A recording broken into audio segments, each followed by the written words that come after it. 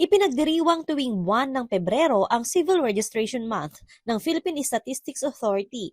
Bilang serbisyo sa publiko, araw-araw na libre ang personal transaction ng unang 2 senior citizen na magtutungo sa PSA Regional Office 1. Sinasabi kasi natin, no, lahat tayo ay, di po ba ang ating birth certificate, yung registration ho ng ating vital events, ay para po siyang, isa po siyang karapatan. Kasi yun po yung nagde-define ng ating legal identity.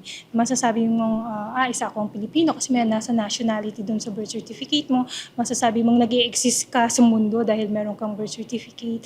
And ganun din yung ibang vital events like marriage. So, through the Civil Registration Month, na ipapaalala natin sa tao yung kanilang pribilehiyong yon, at the same time yung kaakibat kasi nung pribilehiyo ay yung responsibilidad na itala rin ho yung kanilang mga vital events. Mas mabilis na rin ang proseso sa Civil Registry Corrections dahil sa Premium Annotation Service. Halimbawa dito ang correction sa spelling ng pangalan, gender, birthday, at iba pa. Yung pong tao, kung sakaling meron po silang corrections ng kanilang mga birth certificate, marriage certificate, death certificate, pwede na po tayong mag-accept ng, para ma-process po yung annotated copy po nila.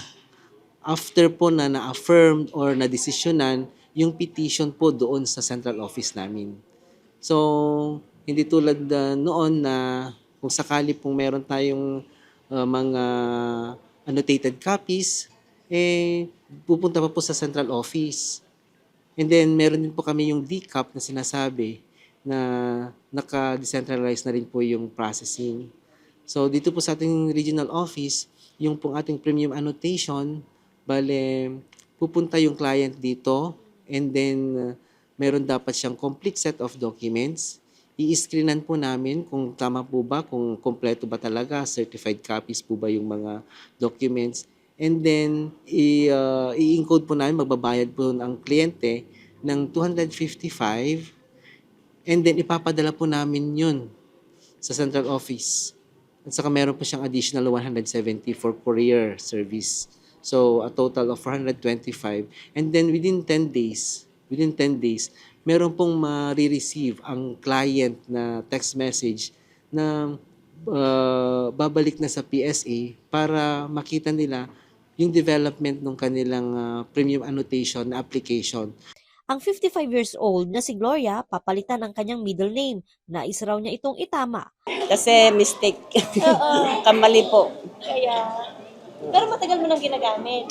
Opo. Kaya lang nung po pwede pang ng certification, po pwede ko pang gagamitan. Pero ngayon hindi na pwedeng gamitin yung certification. Magti 3 months na ngayong February 15. Kaya titingnan ko ngayon kung naipasok na yung IGYAB, yung correction na H to E. May mga programa rin ang mga local registry sa bawat munisipyo at syudad. Kabilang na rito ang mass wedding at registration para sa birth certificate. Joanne Punsoy, Balitang Solid North.